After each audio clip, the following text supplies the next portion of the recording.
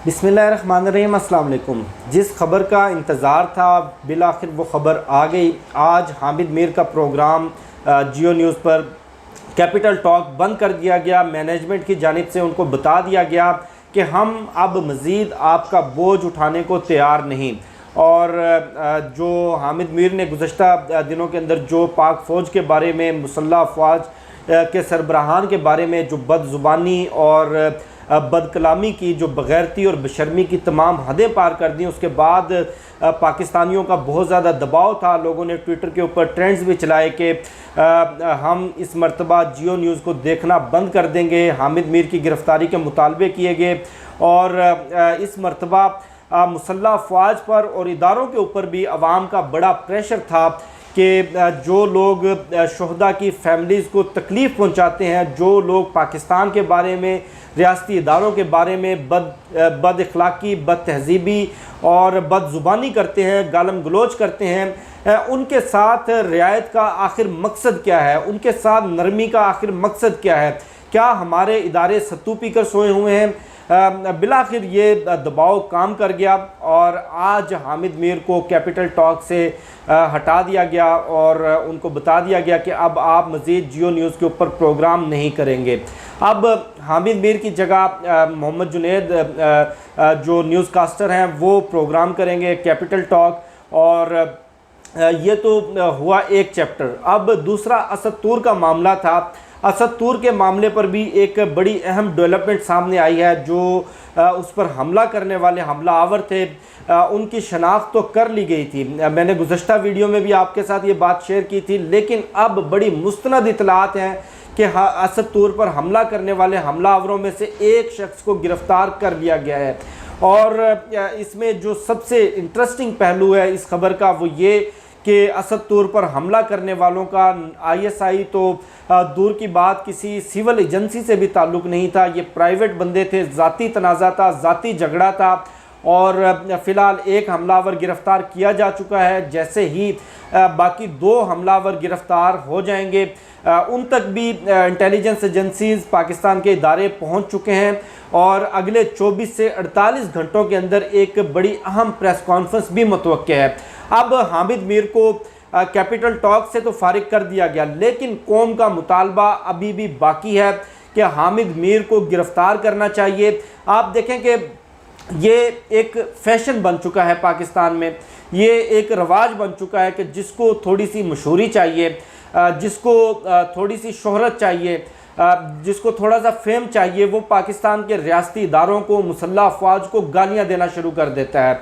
और गालियाँ देने के बाद हमारे रियासती इदारों की जानिब से भी इस तरह का रद्द-ए-अमल सामने नहीं आता, इस तरह की कार्रवाई नहीं की जाती। और जब कार्रवाई की जाए, जैसे कि लीगी रहनुमाओं के ख़िलाफ़ की गई, जवेद लतीफ़ के ख़िलाफ़ की गई, तो उस कार्रवाई के नतीजे में उस शख्स को हीरो बना दिया जाता है। देखें जी, इसने तो जमहूरियत की, आइन और कानून की सरबुलंदी के लिए, आज़ादी इज़हार राय के लिए बड़ी अजीम कुर्बानी दी है। देखें जी, ये शख्स तो ये झुका नहीं है, ये शख्स तो डरा नहीं। और एक तरह से उसको इस तरह से हीरो बना दिया जाता है कि बाकी लोगों की भी हौसला अफजाई होती है। अब ये चैप्टर क्लोज़ हो जाना चाहिए। अब दूसरी रही बात, हामिद मीर ने कहा था कि इनके टैंकों को जंग लग चुका है, ये लोग भारत से डरने से लड़ते हैं, ये लोग निजी महफिलों में हमारे साथ मीटिंग्स में कहते हैं कि हम भारत के साथ सुलह करना चाहते हैं, हम भारत के साथ जंग नहीं करना चाहते। तो आप ये देखें कि ये बयानियाँ कई दहाइयों के साथ, कई दहाइयों से ये बयानियाँ प्रमोट किया जा रहा था इन्हीं हामिद मीरों की जानिब से, इन्हीं नाम निहाद दानिशवरों की जानिब से, इन्हीं नून लीगी पटवारियों की जानिब से कि मियाँ साहब तो भारत के साथ सुलह करना चाहते हैं, मियाँ साहब तो भारत के साथ मसला कश्मीर हल करना चाहते हैं। ये पाकिस्तान की मुसल्लह अफवाज हैं जो मसला कश्मीर को हल नहीं होने देना चाहती। ये पाकिस्तान की फ़ौज है जो भारत के साथ पुरअमन ताल्लुकात नहीं चाहती। ये मिलिट्री इस्टेब्लिशमेंट है जो भारत के साथ नॉर्मलाइजेशन नहीं चाहती। और आज हामिद मीर साहब अपने बुग़्ज़ में, अपनी नफ़रत में और अपने ज़ाती अनाद में, अपनी ज़ाती दुश्मनी में कहते हैं कि फ़ौज तो भारत के साथ सुलह चाहती है, फ़ौज तो भारत के साथ अमन चाहती है, लेकिन ये हम हैं मीडिया के वो सहाफ़ी या कह लें कि सहाफ़ती दलाल जो फ़ौज को ऐसा नहीं करने देना चाहते। अब अगर हामिद मीर साहब आपको इतना ही शौक़ है लड़ने का, आपको इतना ही शौक़ है जंग करने का, आपको इतना ही शौक़ है भारत के साथ जंग लड़ने का, तो आप ये बताएं कि आज तक LOC पर शहीद होने वाले कितने शोहदा के घरों में आप गए? आप बताएं कि कितने शोहदा के बच्चों के सर पे आपने दस्ते शफ़क़त रखा? आप ये बताएं कि कितने जवानों ने दहशतगर्दी के ख़िलाफ़ जंग में, कितने जवानों ने पाक अफ़गान बॉर्डर के ऊपर, कितने जवानों ने LOC के ऊपर अपनी जानें कुर्बान की? आप कितने जवानों के घरों में गए, उनकी बेवाओं के सर पे हाथ रखा, उनके मासूम यतीम बच्चों के सर पे हाथ रखा?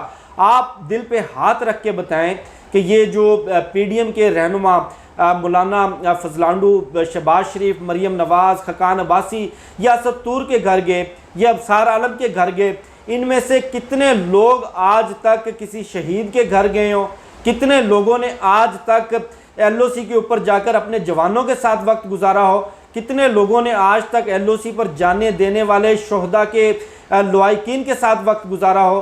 कितने लोगों ने वो तकलीफ़ें और दुख दर्द बर्दाश्त किए हों? कितने लोगों ने पाक अफ़गान बॉर्डर के ऊपर जो 50 डिग्री गर्मी में हमारे जवान फेंसिंग लगा रहे हैं, जो तपती धूप के अंदर 12-12 घंटे ड्यूटी देते हैं, कितने इन सियासतदानों ने, इन हामिद मीरों ने उनके साथ जाकर इजहार यकजहती किया हो?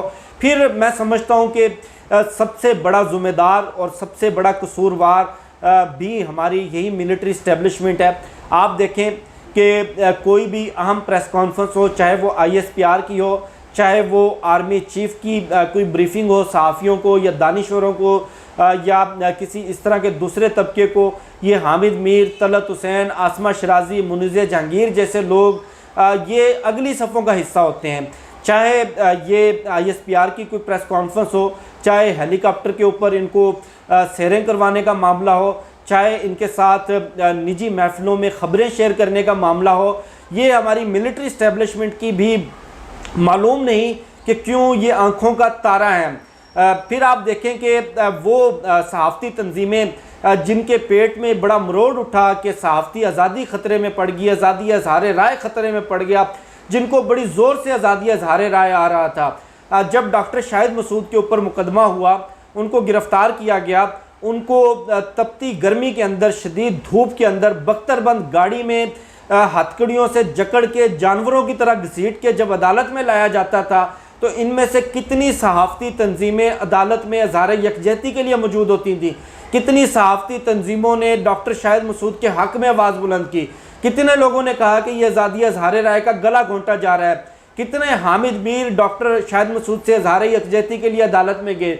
किस किस ने उनके हक़ में मुजाहिरा किया?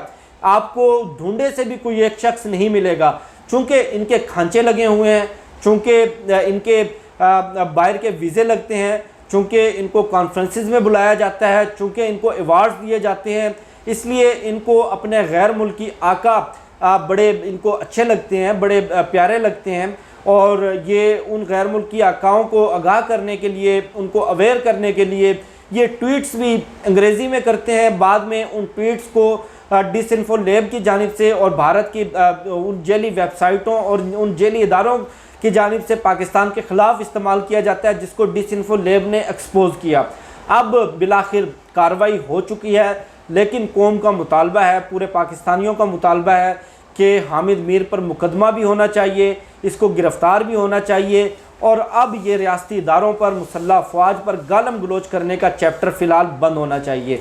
मुझे शफ़क़त अली को दीजिए इजाज़त। इंशाल्लाह फिर नेक्स्ट वीडियो में मुलाकात होगी। पाकिस्तान जिंदाबाद।